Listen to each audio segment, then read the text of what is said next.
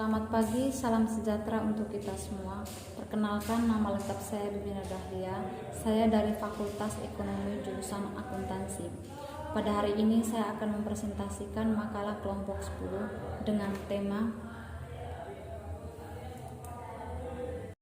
Strategi mempertahankan kearifan lokal kesehatan pada perempuan Samin di kaki pegunungan Kandang Pati. Masalah utama penelitian ini adalah kesehatan perempuan yang berhubungan dengan keberlangsungan hidup di lingkungan budaya masyarakat Samin di Pegunungan Kendeng Pati. Penelitian ini bertujuan untuk mendalami strategi para perempuan Samin dalam mempertahankan kearifan lokal terkait dengan daur hidup kesehatan perempuan. Di tengah derasnya perubahan yang terjadi di luar kultur masyarakat Samin, dimungkinkan adanya pembenturan nilai yang ada sebelumnya dan yang hadir kemudian. Dalam proses pencarian data melalui observasi di lapangan, studi komen, dan wawancara mendalam kepada sejumlah informan, ditemukan kearifan lokal kesehatan yang masih dilakukan oleh para perempuan Samin. Dari temuan tersebut diketahui bahwa untuk strategi yang digunakan untuk mempertahankan kebutuhan budaya masyarakat di tengah arus modernisasi adalah metode bertutur yang dipraktikkan secara turun-temurun. Disarankan bahwa penelitian lanjutan perlu dilakukan dalam hal pelestarian kearifan lokal Samin yang menyatu dengan tradisi kehidupan dan pelestarian ajaran-ajaran Samin yang bernilai positif. Kearifan lokal yang melekat di dalamnya adalah dinamis, berkelanjutan, dan dapat diterima oleh komunitasnya. Kebiasaan masyarakat Samin ditandai oleh perilaku dan sikap yang tidak mengikuti aturan yang berlaku di desa atau masyarakat tempat mereka tinggal. Dirunut dari sejarah, hal ini dapat dilihat dari tindakan orang Samin yang mulai berani melakukan resistensi terhadap pemerintah kolonial Belanda.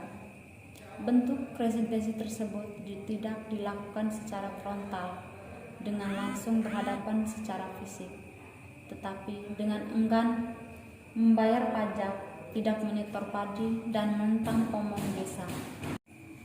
Pamong desa dianggap sebagai representasi pemerintah kolonial Belanda dan pajak yang dibebankan dirasa terlalu berat mengingat petani Samin miskin. Karena itulah pengaruh Saminisme pada zaman dahulu diketahui dari pemboikotan terhadap pajak dan kebijakan pemerintah kolonial Belanda. Terbawa oleh resistensi inilah, orang-orang Samin membuat tatanan adat istiadat dan aturan sendiri seperti adat perkawinan dan kematian.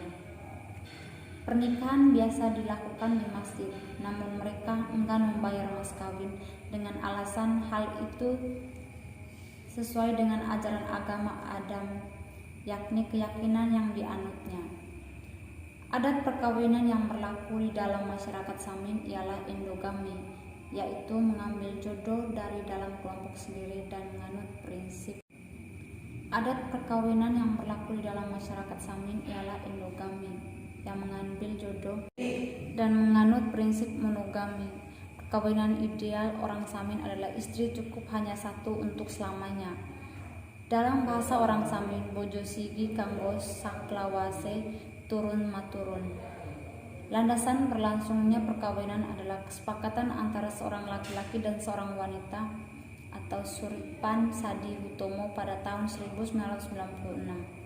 Kearifan lokal dalam kelompok masyarakat Pegunungan Kendeng Sukililo Pati syarat akan nilai filosofis keselarasan, keharmonisan, dan rasionalitas dari tindakan masyarakat yang bersangkutan terhadap lingkungannya. Dalam konteks kesehatan dan hidup wanita, nilai-nilai yang terkandung dalam kearifan lokal mestinya juga memiliki kandungan filosofi yang tinggi.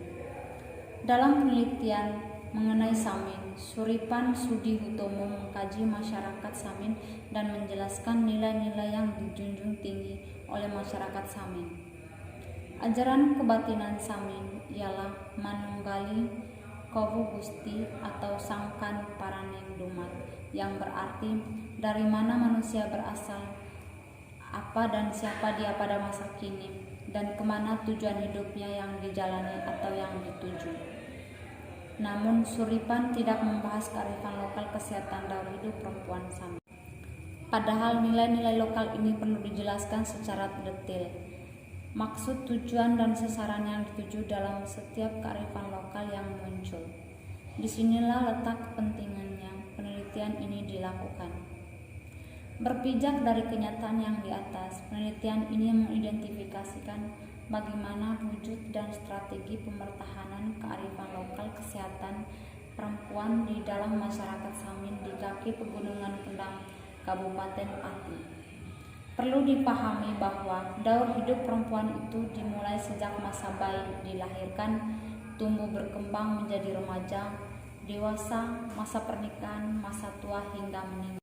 Ajaran Samin menekankan perilaku atau body property yang bersifat horizontal antara manusia yang didasari oleh larangan hidup dan prinsip hidup.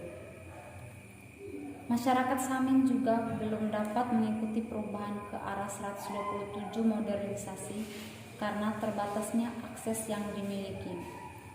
Dengan tidak adanya kontak dengan budaya baru, masyarakat Samin terkesan sebagai masyarakat yang terbelakang. Di sisi lain, masyarakat Samin menikmati posisinya dalam bidang ekonomi sebagai petani dengan keterikatan kuat terhadap siklus alam sekitar.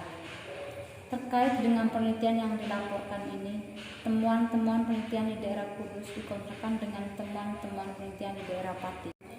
Setelah dilakukan penelitian terhadap kesehatan perempuan Samin di Pegunungan Kendang Sukililo Pati, beberapa poin disimpulkan dapat dikemukakan sebagai berikut. Yang pertama, masyarakat Samin dengan perempuan sebagai bagian dari dalamnya adalah masyarakat yang memiliki identitas dan karakter yang dapat mempertahankan kelangsungan hidup. 2. Strategi daur hidup kesehatan perempuan Samin sejalan dengan kearifan lokal yang terungkap pada tradisi yang diyakini, walaupun dalam beberapa aspek sebagian dari tradisi tersebut tidak lagi dilakukan. Yang ketiga, selama ini komunitas Samin hidup secara berkelompok dengan anggota 11 keluarga atau lebih, baik tua maupun muda. Komunitas tersebut masih memiliki hubungan persaudaraan sehingga tradisi masih dijaga dengan baik. Orang yang tua selalu mengingatkan orang yang lebih muda, yang lebih muda selalu menanyakan apa yang didengarkan dan dilihat dari orang luar Samin dan dapat dilakukan. Semua itu dibicarakan dan jika tidak sesuai dengan apa yang biasa dilakukan oleh anggota masyarakat Samin, mereka tidak melakukan. Yang keempat, petua yang penting disampaikan kepada anak-anak yang hendak menjalani kehidupan berumah tangga, yaitu rukun apik-apik, ajak nakal-nakalan, bisa gawe regeng, bisa gawe tentrem. Semua pitutur untuk mengelola kehidupan ditularkan dengan turun-temurun sehingga ada perkataan atau unen-unen bien kaya saiki ya bien yang dituturkan sampai kapanpun. Pitutur yang dahulu masih diusahakan untuk dianut sebagai sekarang. Ini adalah strategi masyarakat Samin dalam melestarikan kebudayaannya. Yang kelima, pitutur penting yang disampaikan kepada anak gadis tidak sekedar merupakan perkataan, tetapi sekaligus disertai tindakan. Selain memberi pemahaman terhadap pentingnya pengetahuan terhadap urusan rumah tangga, mereka memahami bahwa pendidikan kepada anak-anak mereka disesuaikan dengan usia dan tahapan hidupnya. Apa yang dilakukan perempuan pada tahapan hidupannya akan dimengerti sendiri bila tiba saatnya. Orang yang lebih tua memberikan arahan apa yang sebaiknya dilakukan dalam hidup seperti yang dulu juga dilakukan oleh leluhur. Perilaku-perilaku yang dulu dilakukan para 132 leluhur sekarang pun dilakukan juga oleh orang Samin dengan kesadaran yang tinggi dan tidak menyimpang dari ajaran tersebut.